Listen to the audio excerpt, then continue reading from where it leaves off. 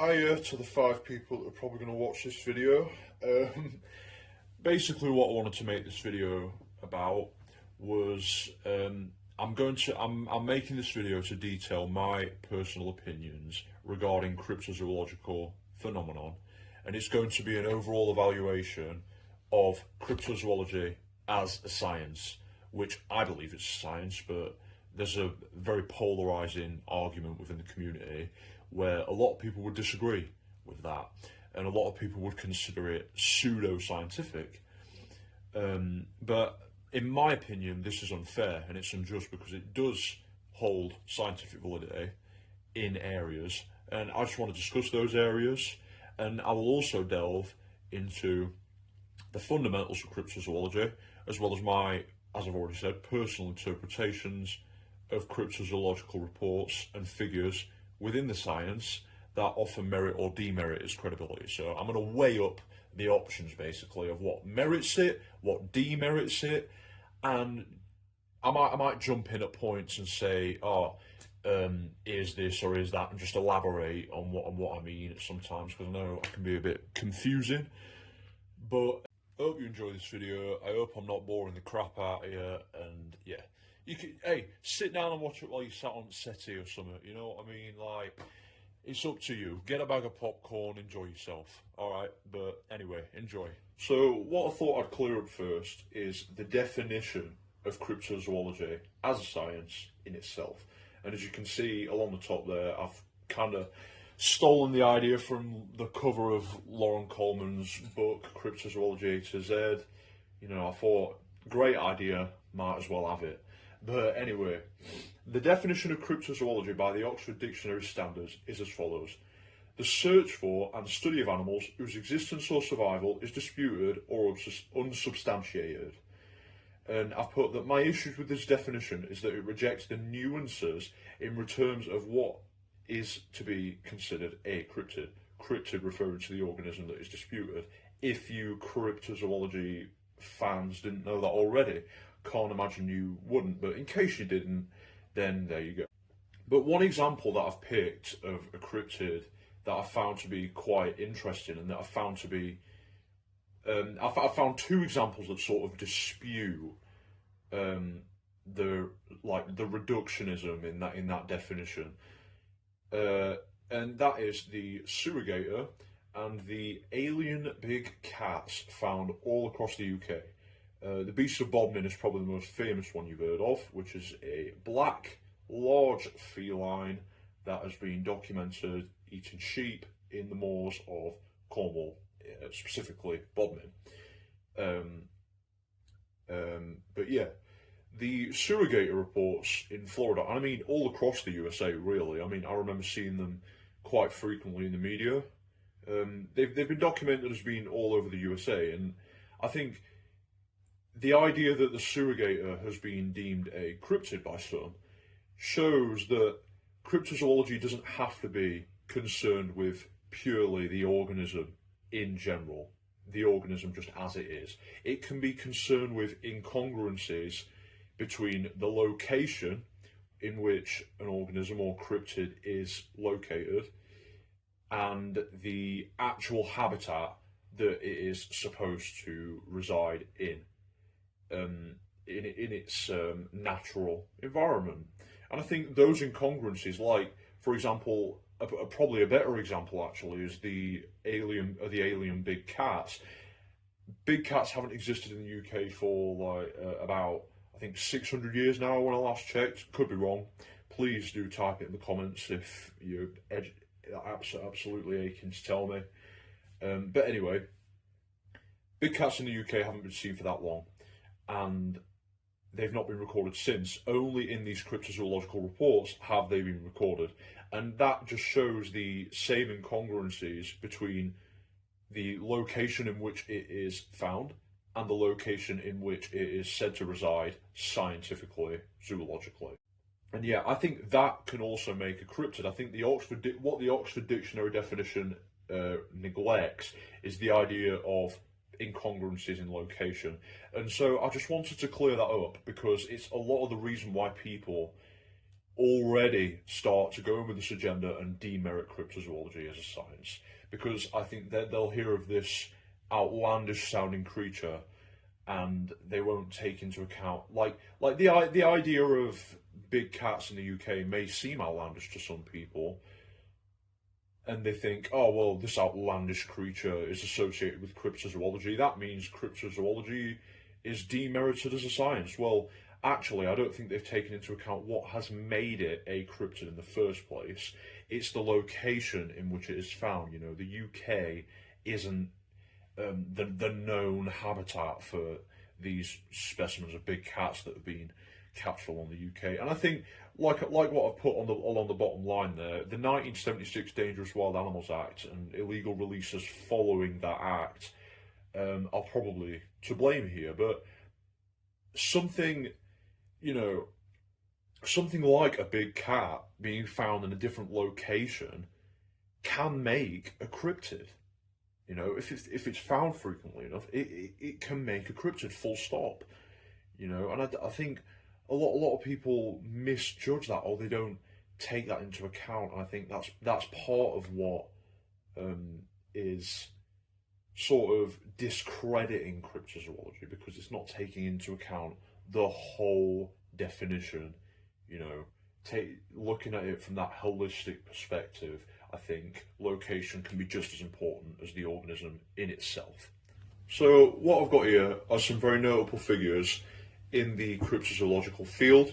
We've got people like Dr. Carl Shuker, who was a British zoologist and cryptozoologist renowned for his work in the field, especially regarding cryptid felines. You may have heard his work and him speaking about cryptids like the Anedi tiger, the saber-toothed cat purportedly living in Chad in Africa. Bernard Heuvelmans is one of the big daddies of cryptozoology. He's considered one of cryptozoology's founding fathers, and he's famous for his categorization of sea serpent varieties, among other endeavors, obviously, because, you know, you don't get that big without doing other stuff as well. But yeah, he was quite famous for categorizing sea serpents, which involved him putting sea serpents into the category of long-necked seal varieties, yellow-bellied tadpole-like sea serpent varieties, and yeah. Lauren Coleman is an American cryptozoologist renowned for his work on Bigfoot and books regarding other lesser and well-known cryptid organisms. Now, the books I refer to one of the books that I have, which is called Cryptozoology A to Z, which I've already mentioned, that I've stolen the front cover of. But yeah, it's a very good book. I would recommend reading it, and it's extremely detailed, especially not just in terms of the organisms, but in terms of the people involved in the field. People like Roy P. Mackle, who was a biologist notable for his captivation with cryptozoology and conducting many expeditions in search of the dubious Mokele-Mbembe in the Democratic Republic of the Congo in Central Africa. Similarly to William J. Gibbons, who is still alive, and from what I know, he still tries to plan expeditions. Unfortunately, some of his expeditions were hindered by the COVID pandemic, but yeah, he is still planning expeditions to this day, for what I know. But he was involved in many expeditions to the Democratic Republic of the Congo, much like Roy P. Mackle was, in search of the Mokele-Mbembe and alike creatures like the Ngubu and the Amelantuka, which you may have heard of. Even people as far back in history as Percy Fawcett, who was a British geographer and archaeologist renowned for his work in trying to document the lost city of Z in the unforgiving South American rainforests. Now, the reason why I've included Percy Fawcett in here will become more apparent in a second, but in brief, I've included Percy Fawcett in here is because he reveals some quite, I would say, damaging aspects of cryptozoology, in the sense that his expeditions detailed, he told of wild men and snakes the size of 3 of his boats and stuff like that. And what I think that reveals is maybe an ignorance in the field of cryptozoology. You know, seeing the indigenous inhabitants of South America as somehow more primitive as the rest of the world. And I think that's where a lot of the excitement back in Percy Fawcett's time came from. It came from cryptozoology being turned into almost an observation of these wild men and this wild jungle in this prehistoric primitive world, which I'll get into in a few slides. But anyway, and finally, last but not least, we have Rex Gilroy, who unfortunately passed away in 2023. He was an Australian cryptozoologist and UFOologist, known for his work on the Australian myth of extant megalanias. And his contribution, one of his most famous contributions, was a purported Burundjor footprint, which he found in the, I think it might have been the Australian outback. There was an indent in the sand, and what he did was he poured plaster into the footprint marking, and he carried this as evidence of the existence of the Burundjor, or what a lot of people like to think are living or extant megalanias, as opposed to them being extinct. People see megalanias as a Lazarus taxon, which is an animal that's purported or thought to have been extinct via proof in the fossil record, but actually we have discovered it again. Much like the coelacanth, which I will discuss in a second. Just to clarify, I do not think the coelacanth is viable evidence of any of these living dinosaur organisms that are being reported in the field of cryptozoology, and I will get onto why that is in just a second. But anyway, the next fundamental aspect of cryptozoology that I wanted to talk about was the polarizing debate of whether cryptozoology should be considered a science or a pseudoscience, and pseudoscience meaning basically a false practice with no basis in the scientific community. It's almost been degraded into something that doesn't deserve the credit that I think it does, and I'll tell you for why. I think it does fit into scientific criteria because it's a practice that seeks objective evidence of the existence of organisms.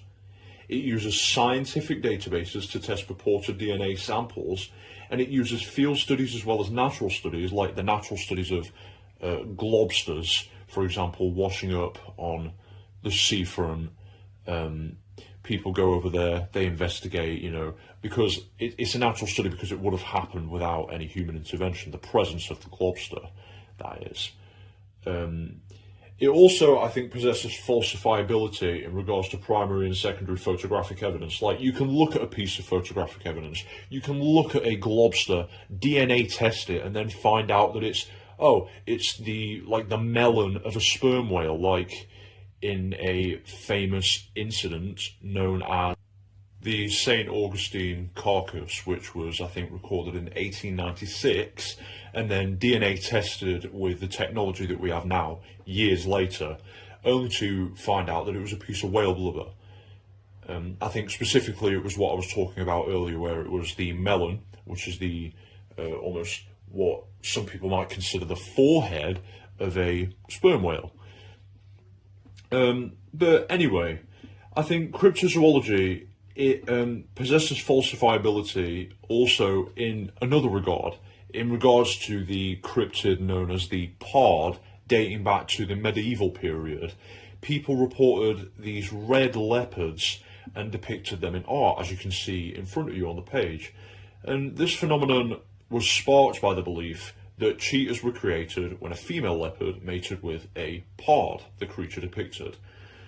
But due to new scientific knowledge, we now know that the pod, sparked by cryptozoological occurrences and sightings, is not a real organism. It is a cryptid. We now know that cheetahs are not a hybrid, they are a separate species. But what I think cryptozoology did there was that it fostered a desire in people to challenge this so-called fact that a cheetah is a hybrid, and it causes this paradigm shift in terms of what we understand about a particular organism. You know, these pods never even existed, yet I think what they do is they stand as a symbol of scientific development, and they fill in gaps of knowledge. And so what cryptozoology does is it reveals the ability, the scientific ability, to be able to falsify information widely regarded as fact. And so I really think that cryptozoology needs more credit than what it gets.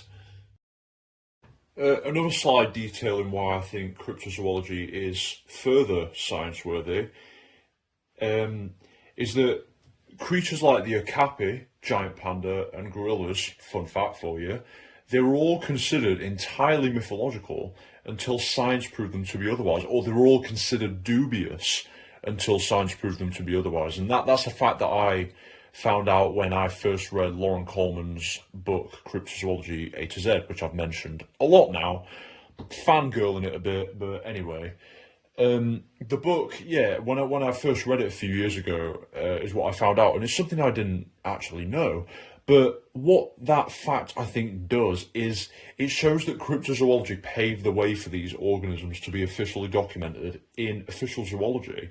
Yet, people still seem to want to demerit its scientific status, and I kind of question the agenda present in people's criticisms of cryptozoology's scientific status. And, you know, I often wonder their reaction if they knew this fact, because before I used to be much more of a skeptic, but then upon doing further research and reading facts like that, I thought maybe it does deserve some more scientific credibility, and now I'm quite firm on the idea that it indeed does. You know, if it wasn't for cryptozoological research aiming to evidence their basis in cryptozoology, creatures like the giant panda, the okapi, and gorillas wouldn't be taken seriously. And cryptozoology has sort of paved the way for these creatures to have an official basis in zoology. You know, people have schemas regarding cryptozoology. They have a lot of stereotypes in their head regarding cryptozoology that have been made by them not looking beyond the flaws of the science.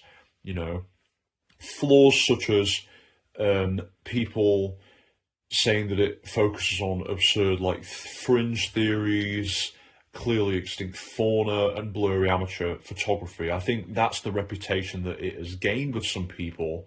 Yet, all of these points are true. You know, they are true flaws, but basing your view on the errors of the field, I think it's very unjust and quite tendentious and biased, if you ask me. It means that people are quick to compile its flaws as opposed to its successes. Like, an example I use is that illness used to just be degraded down to nothing more than malevolent spirits infiltrating the mind and airborne, like, miasma, you know, disease-ridden gases. Yet we don't comment on this when we're presented with a new strain of, like, virus. We don't seem to want to comment on that. And, you know, the study of diseases and viruses and illnesses has been developed over the years, much like cryptozoology has, in its recognition of the okapi, the giant panda, gorillas, and the acknowledgement of many creatures that could potentially be recognized in the future. You know, and cryptozoology, it's an immensely nuanced science. We make discoveries about the world every single day. Blurry photographs, constantly being cited as what makes cryptozoology so laughable, just contribute to the corpus of research and data, the cluster of data and theories within cryptozoology. You know, people can make mistakes, and people can misattribute certain aspects to a cryptid. They can misinterpret certain data, but, you know, at the end of the day, a person discussing cryptozoology from a creationist perspective, who might want to back up evidence of the Mokilla-Membe's existence, they are no less of a cryptozoologist than a person discussing it from a ufologist's perspective, like Rex Gilroy. They're just different perspectives, just like how psychology you can have different approaches to psychology, like a behaviorist approach or a psychodynamic approach. People in cryptozoology also have different approaches. It's a very nuanced field, in my opinion. Now, just a bit of a side rant here. I also wanted to discuss my problem with the term living fossil.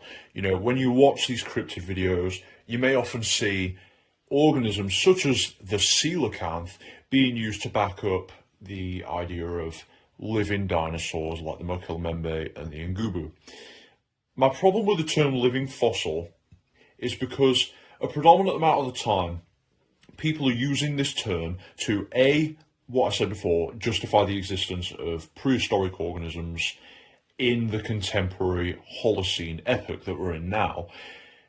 But B, it implies that organisms have seldom evolved and have gone unchanged since the time that they were last existing, pre-fossilization.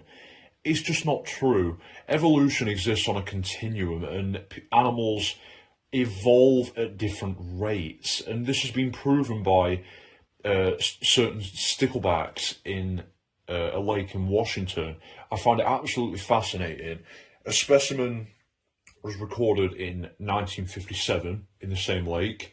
Then in the same month of 2006 in the same lake, the species itself was recorded again, only to discover that it had changed quite drastically compared to the 1957 specimen. And in terms of evolution standards, the difference between 1957 and 2006 is absolutely just, there's no comparing in terms of how we've evolved over millions of years. This fish can adapt and evolve over mere decades. It's absolutely phenomenal. But it proves that evolution exists on a continuum, and it's not the same for every animal. Evolution works on the basis of, if it's not broke, then don't fix it, right? If your car's not puttering and dying, then still drive it, you know what I mean? Like, the coelacanth simply lives in the mesopelagic and twilight zone of the ocean in little underwater nooks and caves. And its environment has changed so little in 60 million years that it itself hasn't had to change very much. It has still changed. You know, it's been recorded that since it was last documented in the fossil record, the coelacanths, there's morphological differences in the coelacanth, such as differences in the skull. You know, and fossils of the coelacanth still don't fully represent how it looks in the modern day. You know, and I think a lot of people take that misconception and apply it to animals like the Mokilembe to say that, oh, well, the coelacanth hasn't changed since the Mesozoic era, so the sauropod dinosaurs can't have either. No, because the geography of the Earth has changed drastically, right? The coelacanth's environment is no comparison to the environment of land-dwelling, slow-moving sauropods feeding on vegetation above the water, right? The coelacanth lives in a very niche habitat in which it wouldn't need to adapt and change very much. It's very safe and sound where it is. However, a sauropod living where it is with such competition and such rapidly changing environments, you know, environments that have been changing over these millions of years and have changed when comparing the Mesozoic to the Cenozoic, you know, sauropods and theropod dinosaurs that people are reporting to exist in the Holocene cannot simply just be here and adapt to all the changes that have taken place since the Mesozoic. It's just really not viable. And I think that definitely links to my problems with the term living fossil, and my problems with the term living fossil being used to justify the existence of these creatures. And I've included an example down here of when human intervention can also lead to an animal needing to adapt. With the peppered moths, you know, you might have heard of this example before, but it's rumoured that during the Industrial Revolution, peppered moths existed in beige and black varieties, But when the soot concentrations in the air increased and left an imprint of soot on the trees, the beige peppered moths couldn't camouflage, whereas the black peppered moths could. And so they became more common. They out-survived the peppered moths. And so that's a reason why people might have seen black peppered moths more. It's an example of this rapid adaptation and how it can benefit an entire species. So that's going to be the end of part one. Please feel free, if I didn't bore the crap out of you during part one, to check out part two, which is basically going to be the second part of my presentation. It's going to be the part where I evaluate cryptozoology and talk about my theories regarding misrepresented cryptozoological phenomenon. So if you did find this interesting, all you cryptozoological geeks out there, please feel free. You're among friends. Trust me, I am a massive cryptozoological geek. But anyway, take care. Thank you. Bye.